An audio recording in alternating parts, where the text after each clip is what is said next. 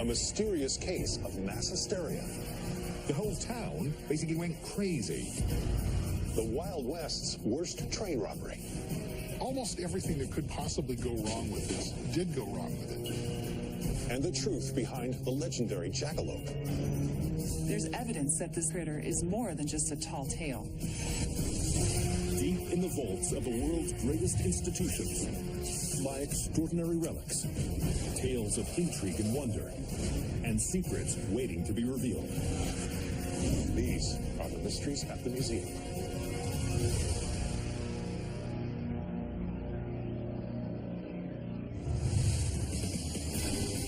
Basel, Switzerland.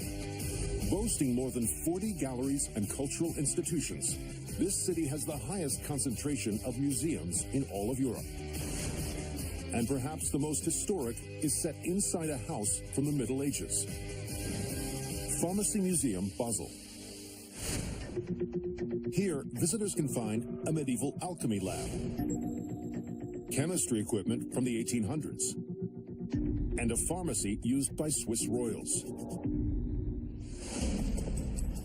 But amidst these large-scale exhibits is a rather small item. It's about 8 inches tall, has a glass lid, and inside is a piece of organic matter. It's a little stalk, and there's something growing on it.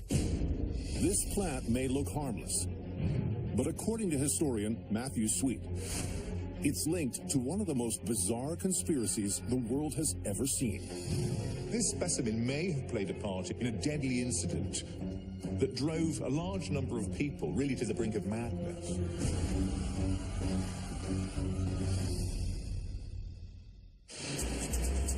It's August 16th, 1951, in the French village of Pont-Saint-Esprit. At first, it seems like just another day. But in the late morning, it becomes clear that something in this small town is very wrong. People begin to feel ill, and they have stomach pains. Dozens of villagers report the same agonizing symptoms.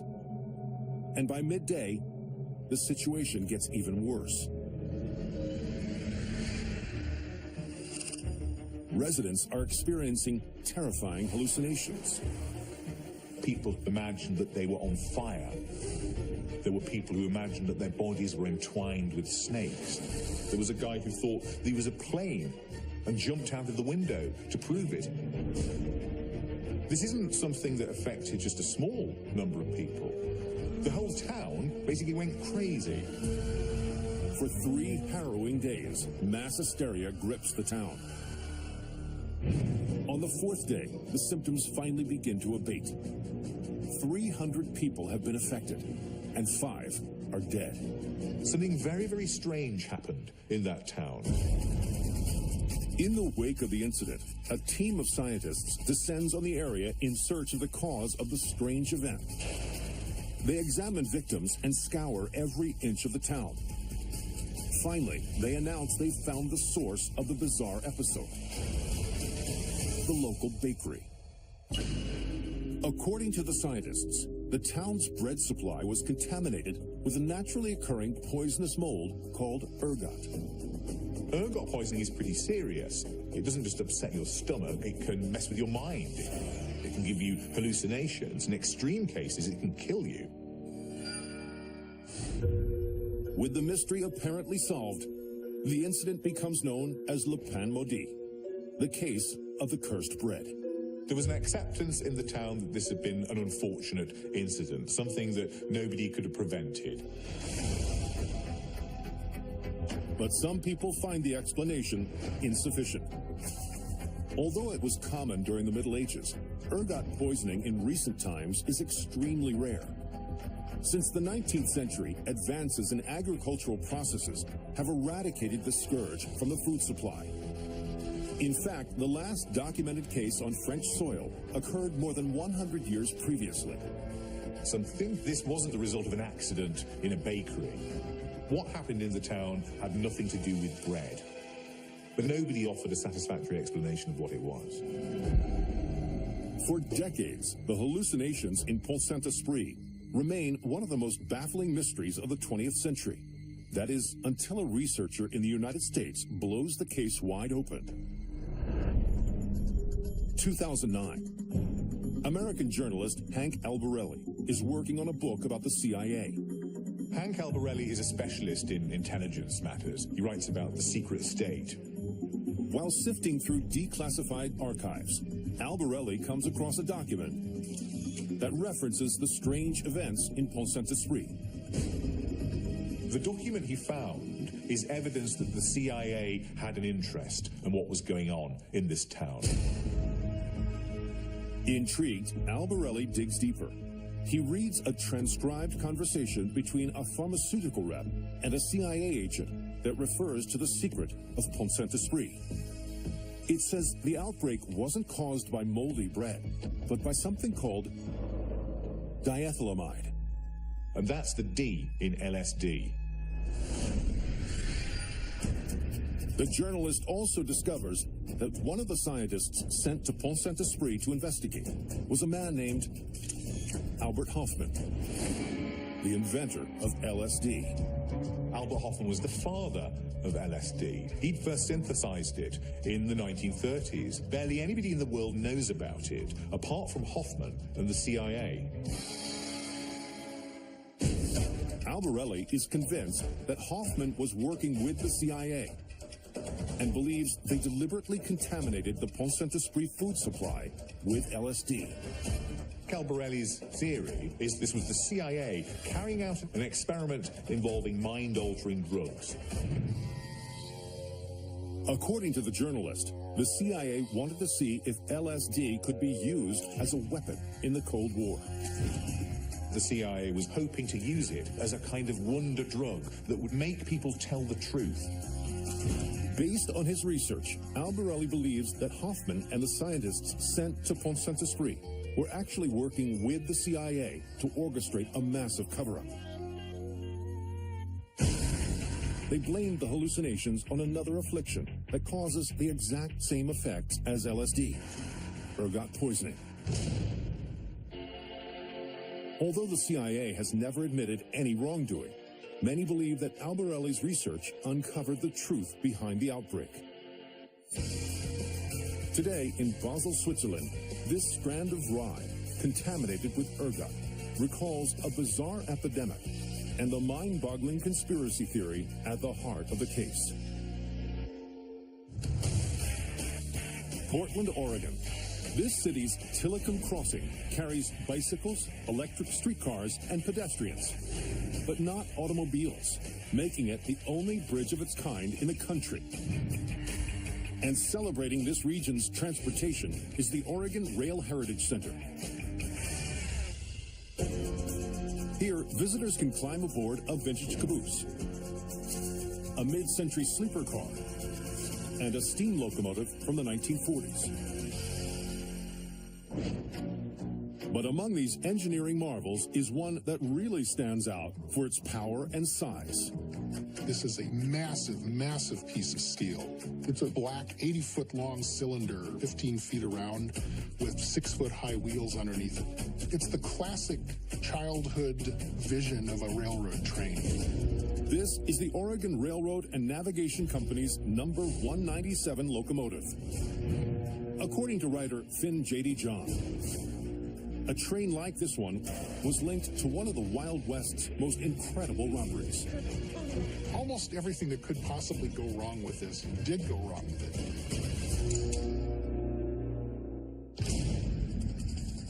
1914, Camella, Oregon. The Pacific Northwest is a dangerous place plagued with gunslinging desperados and villainous thieves. And perhaps the most fearsome criminals of all is a gang led by Charles Manning. They were Wild West robbers, kind of outlaw royalty. Manning and his partners have pulled off a string of dastardly crimes.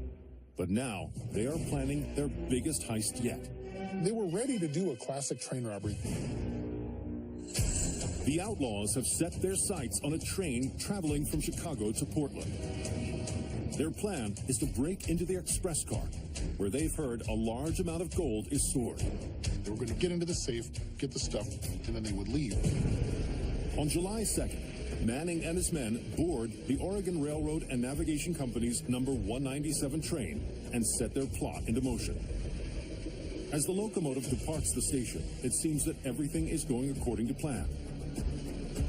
When the train reaches the Blue Mountains, the gang pulls the emergency brake. Manning and his men move through the compartment and round up the crew. Then the gang makes a break for the express car. They knocked on the door and said, "Let us in or we'll blow it up." But when they open the safe, they get the shock of their lives. It's totally empty. There was no gold in it. It turned out that they were robbing the wrong train. With no gold on board, the gang scrambles to form Plan B. They decided, well, we've got to do something here. Let's rob the passengers. The outlaws take jewelry, cash, and anything of value from the terrified travelers. But as Manning and his posse make their way through the train, little do they know they are in for another big surprise.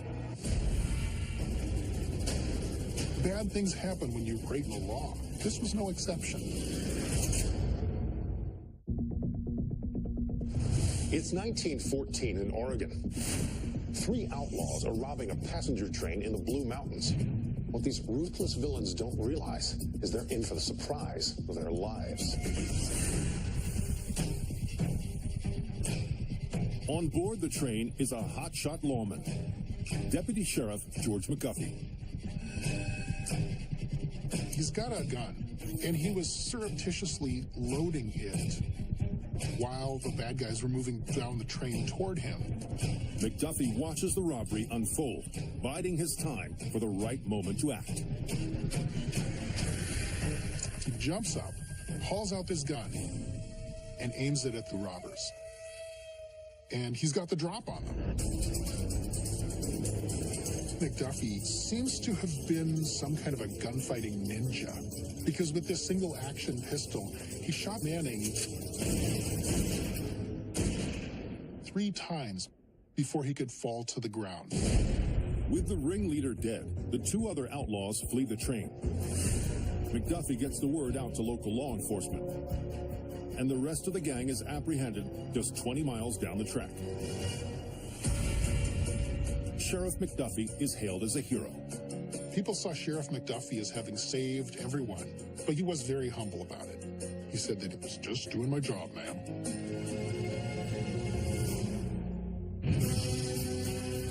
Today, this Oregon Railroad and Navigation Company locomotive at the Oregon Rail Heritage Center recalls the brave sheriff who single-handedly stopped a brazen gang in their tracks.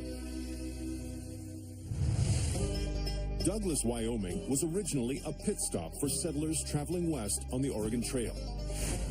Today, the region's rich history is preserved at the Wyoming Pioneer Memorial Museum.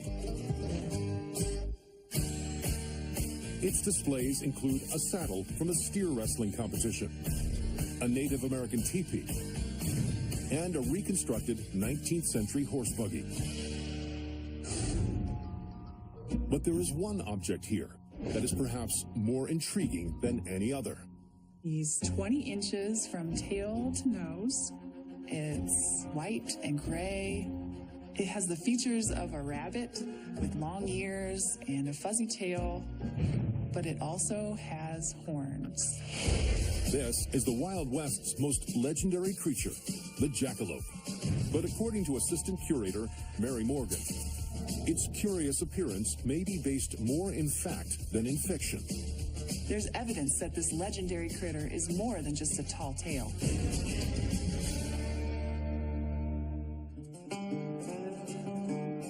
It's 1807 in Wyoming. Mountain man John Coulter is on an expedition to explore the American West. One day, while hunting, he spots something unusual out of the corner of his eye.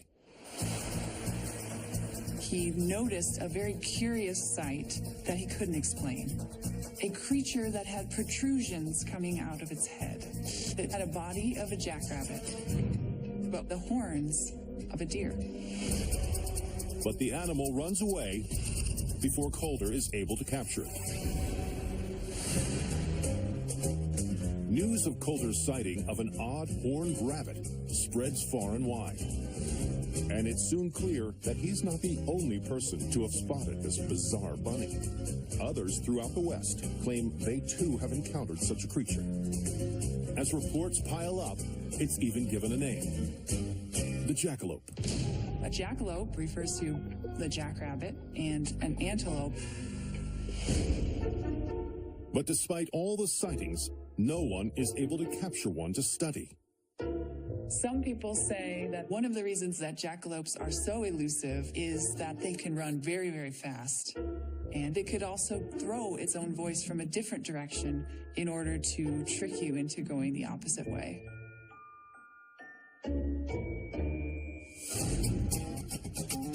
Over time, reports of jackalopes roaming the West become less and less common. And most people eventually believe that the horned rabbit is nothing more than a tall tale. Jackalope folklore became just a campfire legend, akin to other mythological creatures such as the Loch Ness Monster or Bigfoot. But in 1932, something amazing happens that changes the history of the jackalope forever. A scientist in New York claims he has finally solved the mystery. He believes he's discovered the truth about the jackalope. Will there finally be proof of a real-life jackalope?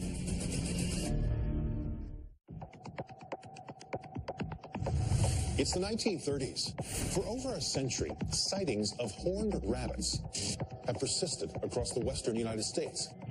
The strange creature even has a name, the jackalope. The problem is, no one can prove they actually exist. So what's the truth behind the stories of this bizarre bunny? 1932, Manhattan. Dr. Richard Shope, a virologist in New York, receives a strange parcel from hunters in the West. They claim it is a jackalope horn. The sample consists of a piece of dark, hard tissue removed from the head of a supposedly horned rabbit. And when Shope puts it under a microscope, he makes a curious observation, one that prompts him to wonder if the stories of horned rabbits could actually have a simple scientific explanation. Dr. Shope has a hunch that the protrusions could be explained in another way. The sample seems more like a wart or a tumor rather than an actual horn. Shope comes up with a theory. He believes these aren't horns at all. Instead, they might actually be growths caused by an infectious disease. To test his theory, Shope grinds the sample up and mixes it into a liquid. He then applies the solution to the heads of healthy rabbits. Dr. Shope found that the healthy rabbits began growing horns. Dr. Shope has proved his theory. He's created real jackalopes. His successful experiment indicates these bizarre creatures were actually normal rabbits infected with a contagious disease that caused benign tumors to grow and look like horns. The doctor names the condition the Shope papillomavirus.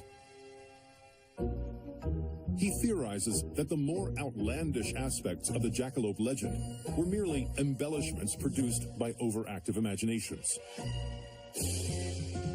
Today, stories of the jackalope live on.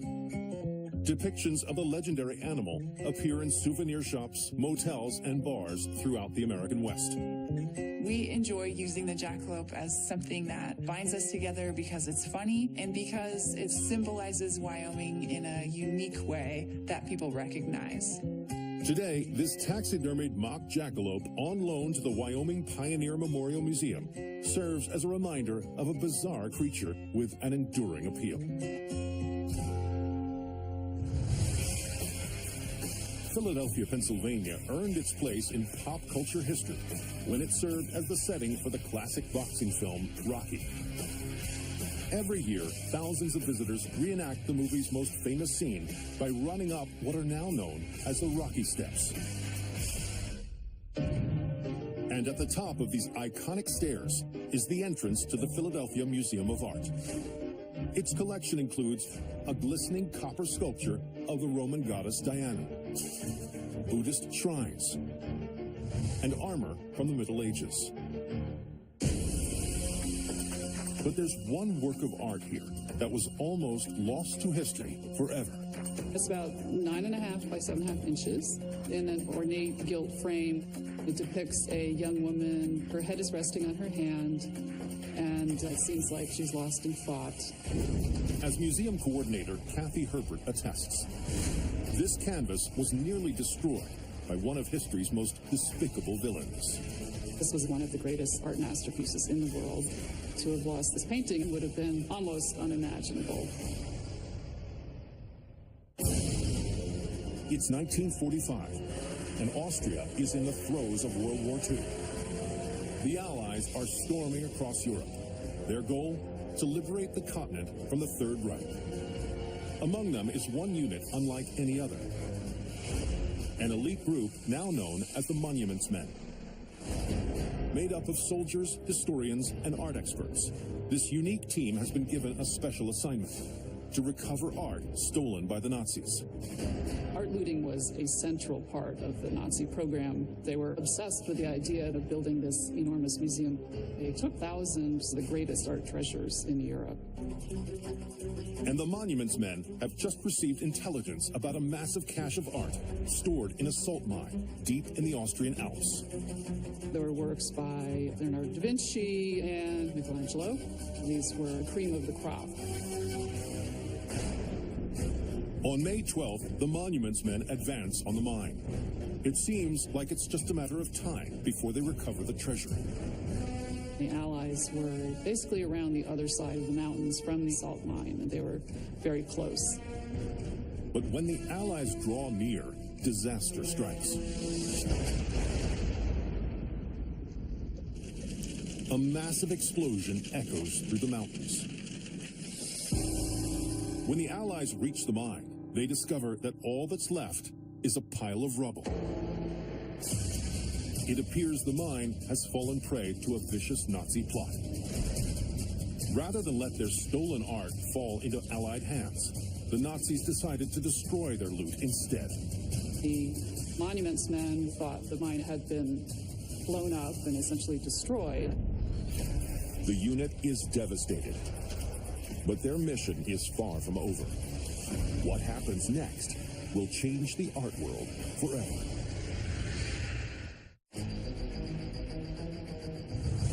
An Allied unit known as the Monuments Men is desperate to recover a hoard of stolen artwork that's been secreted away in a Nazi salt mine. But when they arrive on the scene, there's been a massive explosion, leading the Allies to believe the artwork has been destroyed.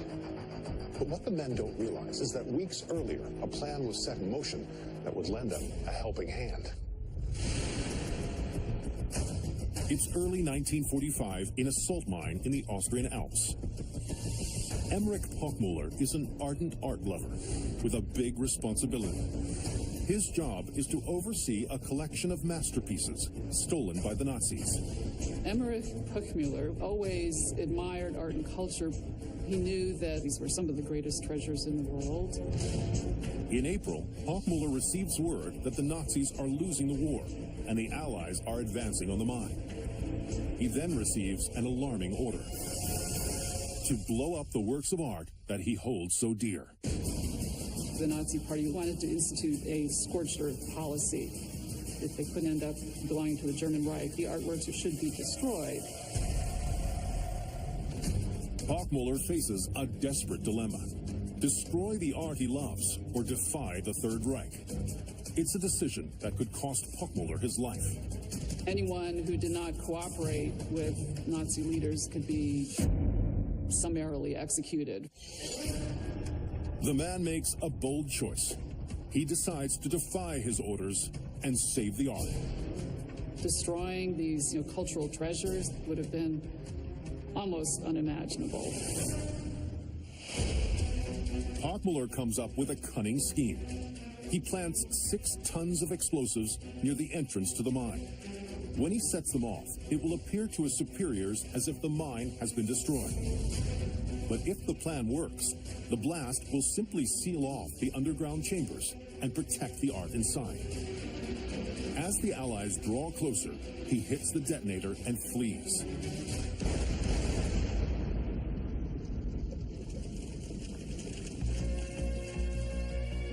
"11 days later, the Allies arrive on the scene.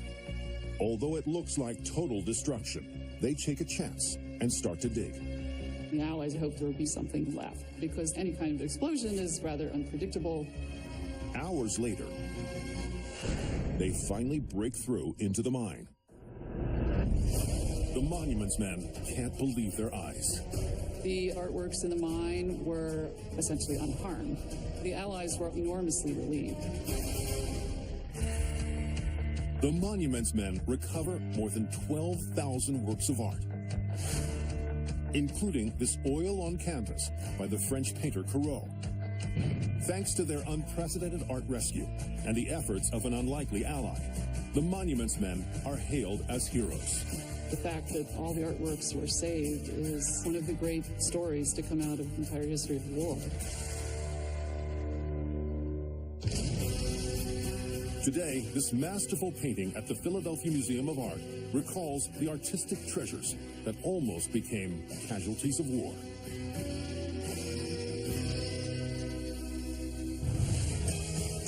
Huntsville, Alabama is the birthplace of America's rocketry program, earning it the nickname the Rocket City. And honoring this rich history is the U.S. Space and Rocket Center. Among its 1,500 artifacts are a full-size mock-up of the Skylab space station, a Saturn V lunar rocket, and the Apollo 16 capsule that orbited the moon in 1972. But among these mammoth feats of engineering, there is one exhibit that dwarfs them all. It's 78 feet wide, it's 149 feet long, and it weighs about 5.5 million pounds. It's mostly white with some gray and black and a fair amount of orange. The artifact is probably one of the most complex machines ever created. This is the NASA Space Shuttle Pathfinder. According to curator Ed Stewart, this icon of space exploration is linked to a riddle so bizarre, it baffled scientists for generations. The phenomenon was so unusual that it remained a mystery for over a century.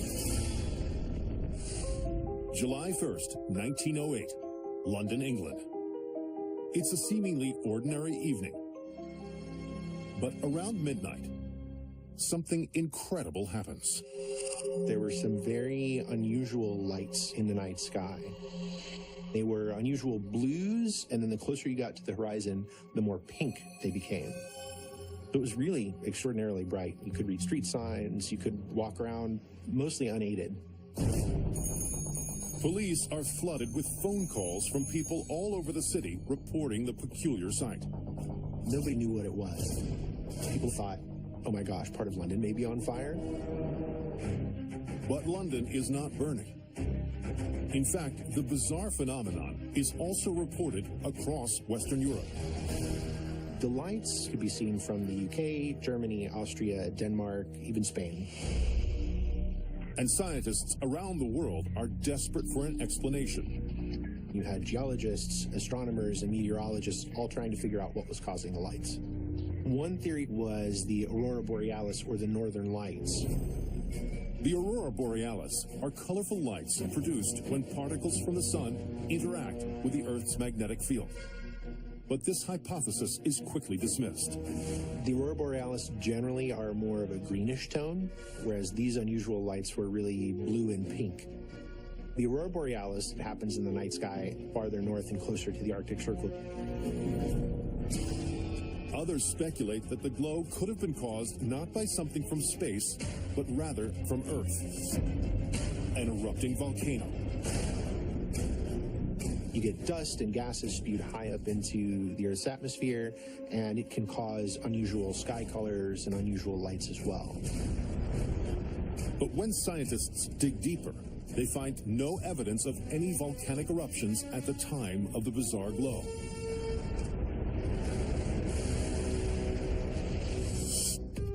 It seems no one can come up with a valid explanation for this incredible event. There was no solid theory for what the lights were caused by. And what is known as the 1908 night lights becomes one of the great unsolved mysteries of the 20th century. But in 2007, the case is reopened. An atmospheric scientist named Michael Kelly has long been fascinated by this historic phenomenon. Michael Kelly was a very well-respected scientist and very good at his job.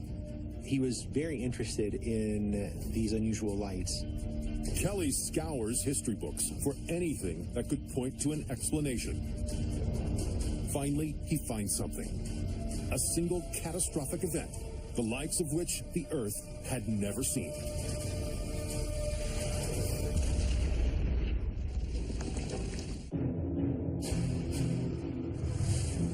In 1908, the skies over Europe were lit up by an unexplained blue and pink light. The cause of this phenomenon remained unknown for over a century. But in 2007, a scientist named Michael Kelly comes up with an explosive new theory. So what's the truth behind the mystery nightlights? Michael Kelly is combing through records when he finds something amazing.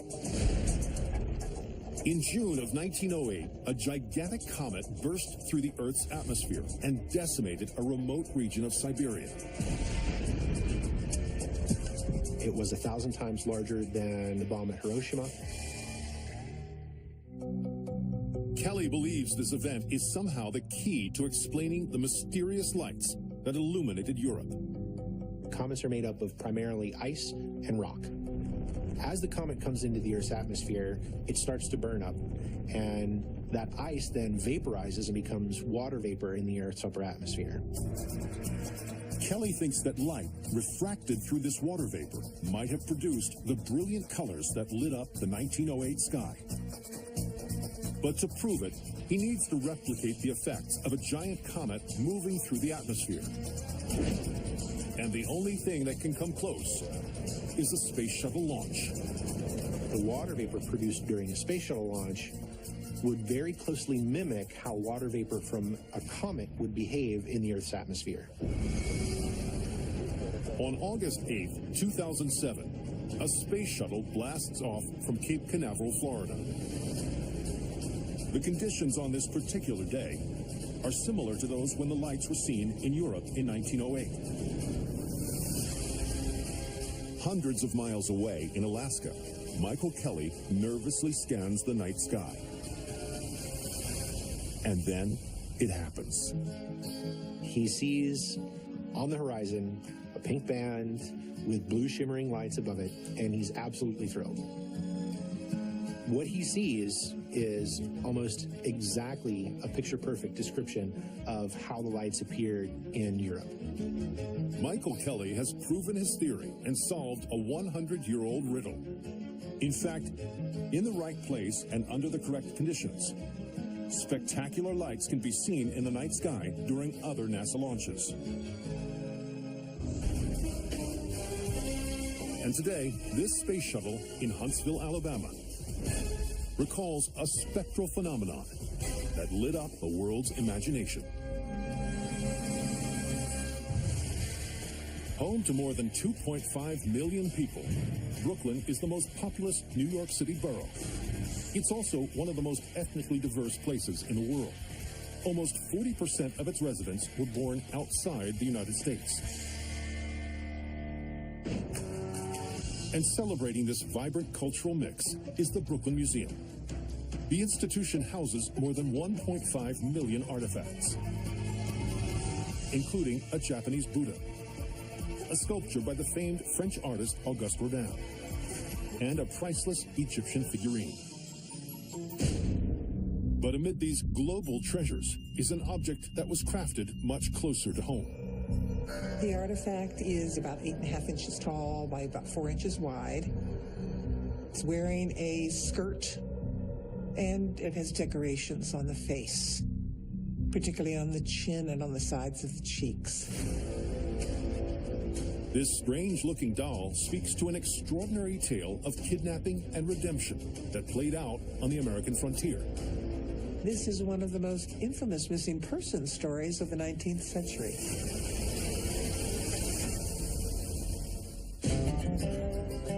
It's 1851. Droves of pioneers are headed to the uncharted territory of the American West. Among them is 15-year-old Lorenzo Oatman. He and his family have left their Illinois home in search of opportunity. Lorenzo Oatman was one of a family of 7 children, and with his parents, they are heading for what they feel will be their fortune in California. But as the Oatmans enter the Arizona territory, they see a band of Native American warriors approaching. Their wagon is attacked. In the chaos, Lorenzo is struck on the head and passes out.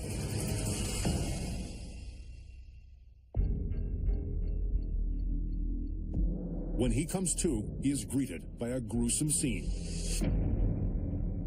His mother, his father, many of his brothers and sisters have all been massacred. But among the carnage, there is a glimmer of hope. Lorenzo notices that the bodies of 2 of his sisters, 7-year-old Marianne and 14-year-old Olive, are missing. He reasons that this can only mean one thing: they're still alive. Lorenzo believes that they were taken by whoever attacked them, and so he vows to himself that he is going to find them. For 5 long years, Lorenzo treks across the western frontier. He goes from town to town, hoping to uncover any information that might lead him to his lost sisters. Lorenzo is searching for his 2 sisters frantically, trying to get anyone to help him to find them. But he finds no news on the whereabouts of Marianne and Olive. It seems he may never find out what happened to them. At that point, Lorenzo is not too sure where to turn. But then, in 1856, he finally gets a lead. A native man named Francisco has heard of white women living among a tribe in California. It's a glimmer of hope. It was not the normal situation to have non-native girls living in a whole native tribe. So has Lorenzo finally found his sisters?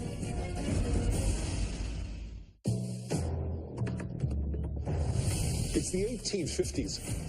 For 5 long years, Lorenzo Oatman has been on a desperate hunt to find his 2 sisters who've been kidnapped by Native Americans.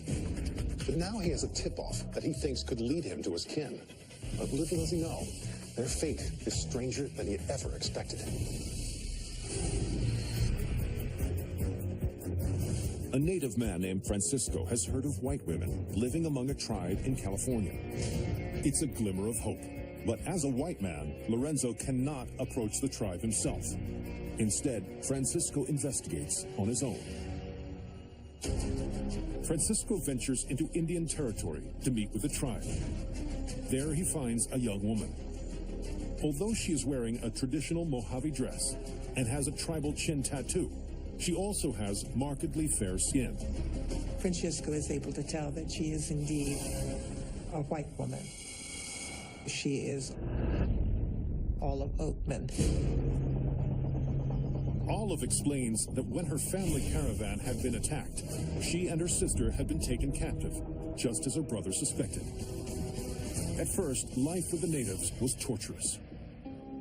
But eventually, they were sold to the Mojave tribe, who treated them like family. They were taken in by the chief's family and his wife. They had, in a way, sort of adopted him to the head family. The Mojave tribal elders even tattooed their faces to symbolize their acceptance into the group. A tradition illustrated on this Mojave doll at the Brooklyn Museum. Tattooing a face meant that that person was cared about. Olive says that her sister, along with other tribe members, died during a drought sometime previously. But she expresses her desire to be reunited with her brother. So Francisco brings her back to Fort Yuma. Lorenzo was overjoyed to see her. It was the end of a long quest. They could be a family again. Today, this tattooed Mojave doll preserved at the Brooklyn Museum. recalls this remarkable tale of survival and reunion on the American frontier. From bizarre bread to a botched train robbery, hidden treasures to a legendary creature. I'm Don Wildman, and these are the mysteries at the museum.